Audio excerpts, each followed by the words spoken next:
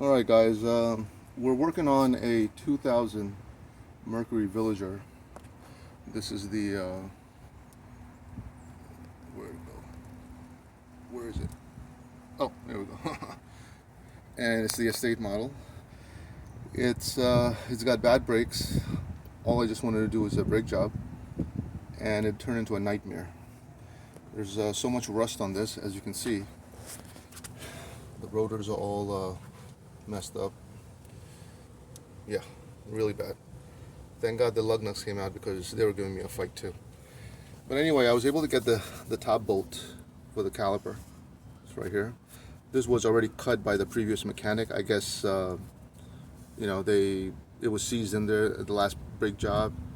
I had to fix it. I mean, I had to just use a different bit. I was using the wrong bit, and it turns out they had put a different hex bit on there. The one that gave me trouble was this bottom one. Hopefully, if this thing focuses. Let me see. Oh, you can see the marks on that bolt. What I had to do, I did the same technique. I cut the rubber, just like this one. And I tried vice grips. I had multiple vice grips. And it did not work. It was just rounding off that bolt even further. So, okay, focus.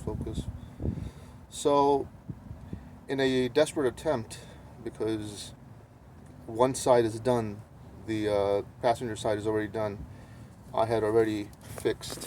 Let me just show you the inside, so you can see that this thing is totally just rounded off. I don't know if it's going to focus or not, but it's totally rounded off. Whereas this one, where's the other one? Oh, I can't even see. I can't see the angle. It's a bad angle. Yeah, this is a hex bit. So that's still good. It's obviously a replacement, so it's still in good condition, but this is the original. Oh yeah, here we go. It is completely rounded off inside. So again, I got vice grips. I thought that might be the best option. It did not work. I was very desperate because one side of the brake job is done, this one is lacking. So then I started looking here, and I see that the bolt is actually, it's hard to see in the camera, but you could actually, whoops, what am I doing? Hold on. I wanted to zoom in. Oh, you can't zoom in here. Too bad. Okay. Well, anyway, you could see the bolt protruding from there. So what I decided to do, I took a air hammer, and I put a little shock to that. It's very hard to see here, but anyway, if you see that little shiny part, that's where the air hammer was hitting. That must have shocked the bolt enough where I then had to get a chisel, and basically, after getting the chisel, hammer this thing to a point where it actually turned. So now, let's see, hopefully this thing, you can see, let me see, I can get a better angle. But the bolt is actually turning. So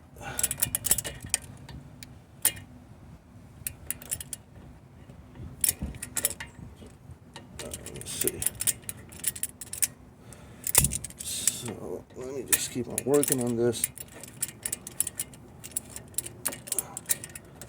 I'm not going to edit this video. I am not, which is why I can't stop. I know this is pretty boring.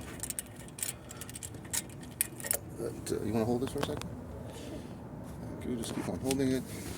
And let me just try to get this bolt out as soon as possible. It's hard to hold the camera and do two things at once. But the main thing is that I was able to get this stupid bolt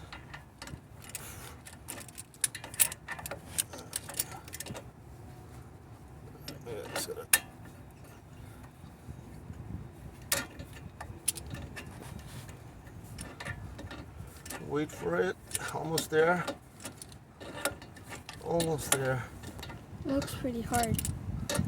Oh, it's just giving me a nightmare, because how else are you going to get this thing out?